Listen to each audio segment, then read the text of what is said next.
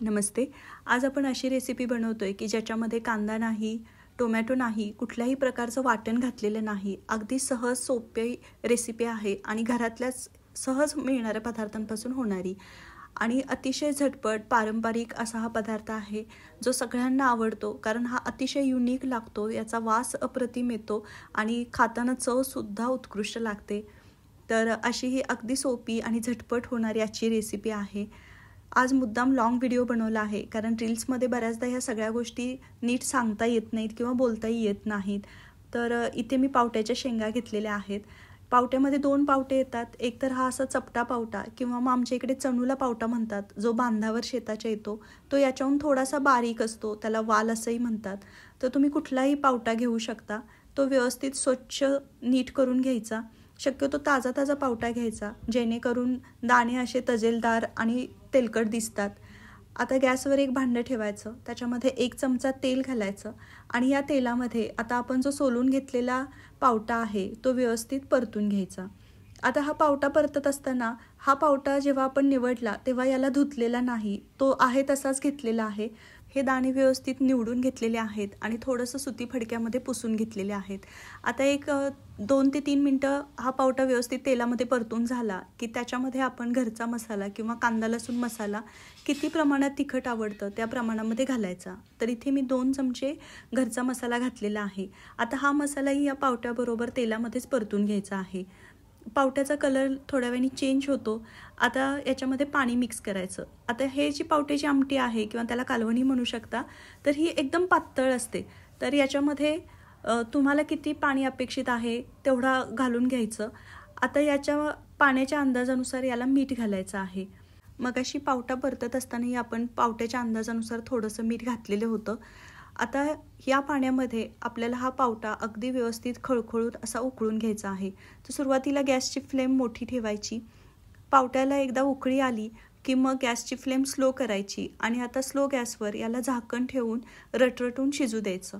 हा पावटा जसा हलका होईल तसतसा हा वर येऊन तरंगायला लागतो आणि शिजायला सुरुवात होते. तर मंद गॅसवर याला शिजू द्यायचा. तोपर्यंत एक 5-6 लसूण पाकळ्या खलबत्त्यामध्ये चेचून घ्यायच्या. ह्या अगदी बारीक चेचायचा नाही, आपल्याला मोठा मोठाच लसूण आहे हा असा ठेचून घ्यायचा आहे.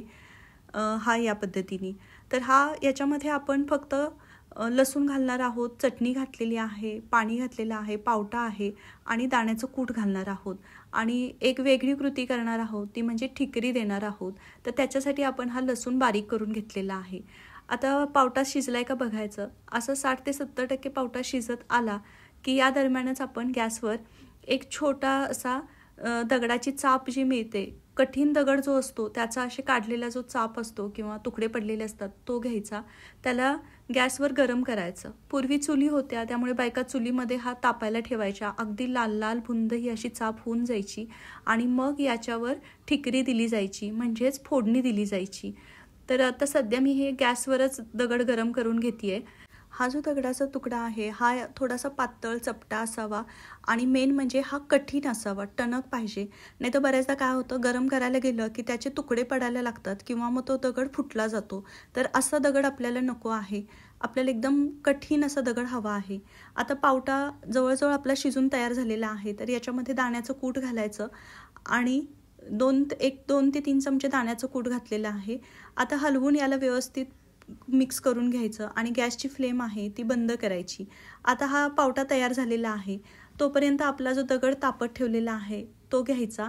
त्याला धरताना सुद्धा पकडीने पकडा, म्हणजे मग चटका बसणार नाही, कारण खूप गरम असतो हा दगड. जरा जरी हाताला टेकला तरी आपल्याला हाताला चटका बसू शकतो, फोड येऊ शकतो किंवा मग असं तुम्ही याला पळीमध्ये घालू शकता.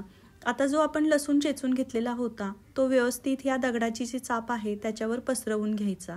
गरम गरम दगडामध्ये हा लसूण आहे तो हळूहळू भाजला जातो आणि तुमच्या असं लक्षात येईल की जसं लसूण गरम होईल तसतसा याचा लसणाचा वास यायला लागतो, थोडासा धूर ही बाहेर पडायला सुरुवात होते. तर हे पहा, या पद्धतीने हळूहळू धूर यायला चालू होतो. अतिशय खमंग वास सगळीकडे पसरतो. आता हा व्यवस्थित पसरून झाला की तुम्ही हवं तर चमच्याने सुद्धा याला एकसारखं करू शकता. थोडासा लालसर लसूण व्हायला लागला की याच्यावर आपण तेल सोडणार आहोत. जर तुम्हाला तूप आवडत असेल तर तुम्ही याला तुपाची फोडणीसुद्धा घालू शकता. आता लसणावरून सगळीकडे फिरवून असं तूप किंवा तेल पसरवून घ्यायचं. जसं तुम्ही त्याच्यावर तेल टाकाल तसा अजून धूर यायला सुरुवात होतो आणि मग जो आपण आमटी उकळून ठेवलेली आहे त्याच्यामध्ये आता आपण हा लसूण मिक्स करणार आहोत. तर मिक्स करायच्या आधीसुद्धा एकदा हा लसूण ह्या दगडावर व्यवस्थित परतून घ्यायचा. पुन्हा एकदा शेवटचा याला थोडासा एक पाव चमचा तेल घालायचं. तेल घातल्यानंतर जो वास सुटतो, जो धूर येतो त्याचीच ठिकरी म्हणतात. आता हा जो दगड आहे तो आपल्या आमटीमध्ये घालायचा आणि लगेच झाकून ठेवायचं. कारण दगडाला इतकी उष्णता असते की गॅस जरी बंद असला तरी ती आमटी पुन्हा उकळायला सुरुवात करते. आता झाकण उघडायचं नाही. जोपर्यंत हा दगड शांत होत नाही, उकळी थांबत नाही, तोपर्यंत हे झाकण असंच ठेवायचं. एक 4-5 मिनिटानंतर हे पहा, जर तुम्ही अचानक खोलला तरी हा तुम्हाला रस्सा उकळतानाच दिसेल. तर दगड शांत झाल्यानंतर आपलं हे कालवण तयार होतं. आता झाकण काढायचं. मस्त गरमागरम असं आपलं हे पावट्याचं कालवण किंवा पावट्याची आमटीसुद्धा म्हणू शकता, ही तयार होते. ही अशीच असते, पातळ असते, पण लसणाचा वास, लसणाची फोडणी आणि जो दगडाची ठिकरी आहे त्याच्यामुळे याची चव खूप अप्रतिम लागते.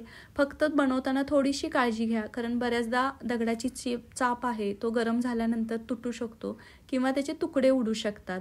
ही अतिशय पारंपरिक आणि जुनी पद्धत आहे फोडणी देण्याची. याच्यामुळे पदार्थ तर चांगला होतोच आणि दुसरं म्हणजे हा तुम्ही भाकरीबरोबर कुस्करून खाऊ शकता किंवा गरम गरम मऊ लुसलुशीत भाताबरोबर सुद्धा खाऊ शकता.